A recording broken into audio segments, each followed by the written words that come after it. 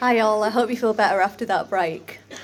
So we're gonna actually have, me talking about my kind of lived experience of what it was like for me. Really kind of accessing services back when I was, would have been classed as having multiple disadvantages. And I thought quite a lot about this and what I'd talk about, and I was thinking of particular incidents, and actually I just thought I'd play it by ear and really give sort of an honest, my honest experience of what it's like. Because as Nicola said, you know, that triangle that talked about survival, it explained a lot of things to me. You know, when I first started understanding that there wasn't anything, there wasn't anything really wrong with me. I wasn't a horrible person. Actually, I'd been living with this survival brain for a long time. And it made me, I think the biggest part was really understanding how it made me completely unable to see past that day, past that thing that was happening. And I haven't been very well for a couple of weeks, as I said, and I went into a GP surgery, and I wanted to do some more research the last couple of weeks, but actually being ill off work, it gave me the opportunity to actually go in and ask people. And the question I asked is, you know, what's the biggest issue that you get when people come? You know, if you think, if you have a difficult person, what's the biggest issue? And they said, people don't listen. They don't listen to us. And they see us as like a gatekeeper. They see us as being in the way of what we want. And I thought to myself, you know, I really understand that from the other side. Because when you are in a state of crisis, you know, if it's mental health crisis, if you've been having a lot of issues with substance abuse, or if you're in pain, you know, what you want it dealt with now because you're scared. And I think a lot of the thing that people don't understand about, you know, living with trauma is that you spend a lot of the time really, really scared and really thinking that this is going to be the thing that's going to get you. I'm not sure how else to put that really, but and also it's very difficult for you to kind of see past today.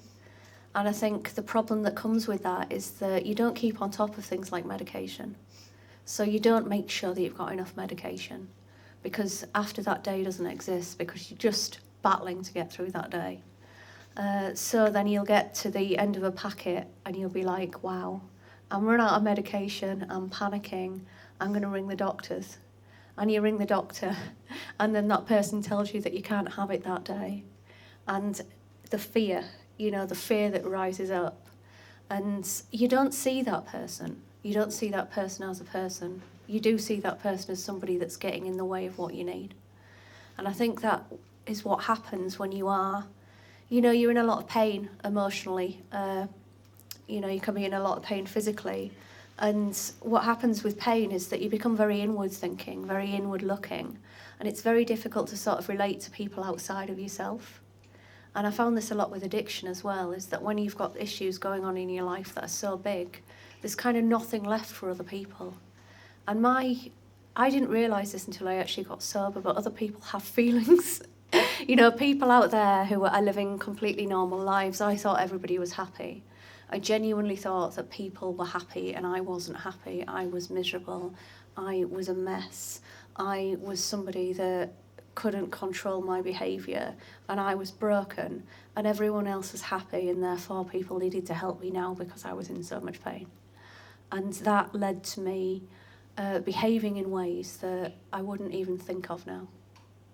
You know, I wouldn't even think of shouting at a GP receptionist, you know, if I'd run out of medication, because now I can think to myself, do you know what, I've made a silly mistake, you know, it's all right, I'll sort this out.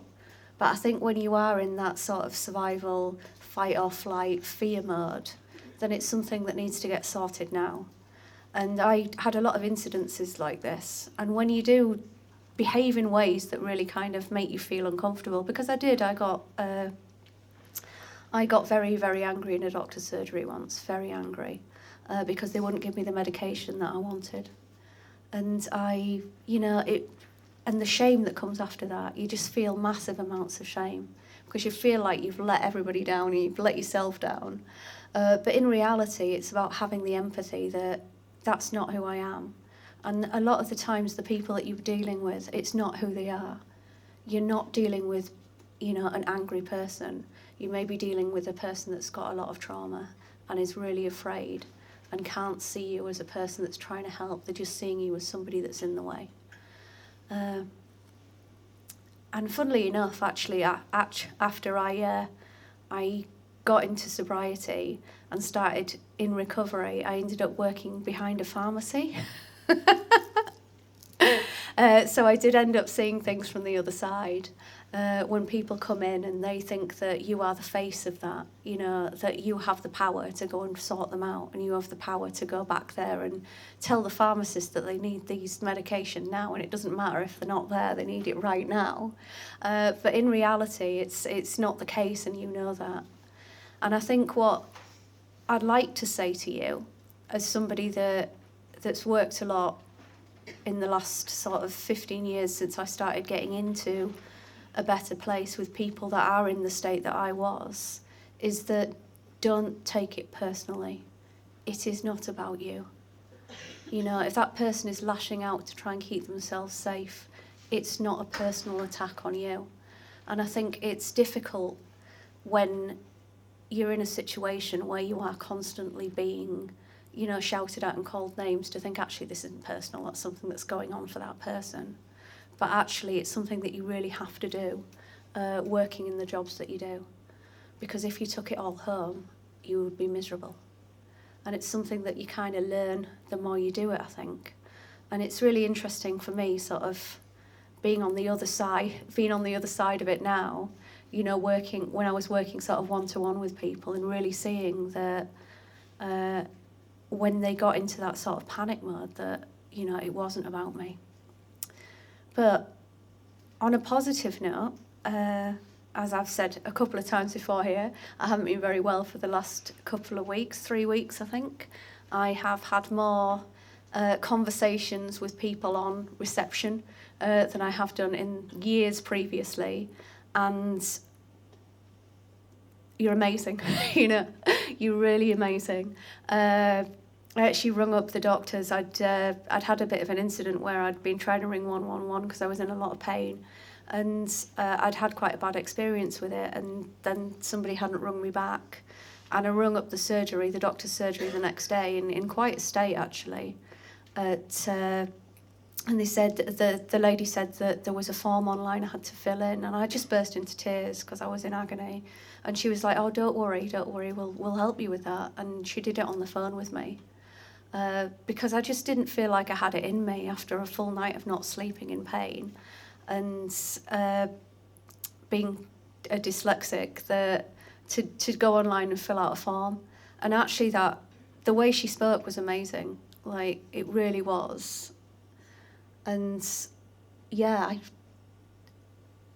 to deal with what you do on a day-to-day basis, to have phone calls from people that are, I don't know if rock bottom's the word, but if they're really desperate to sort of get some help and get it now, it can't be easy. But just that little bit of kindness, just that little bit that makes it possible for that person to sort of get what they need from their interaction with you.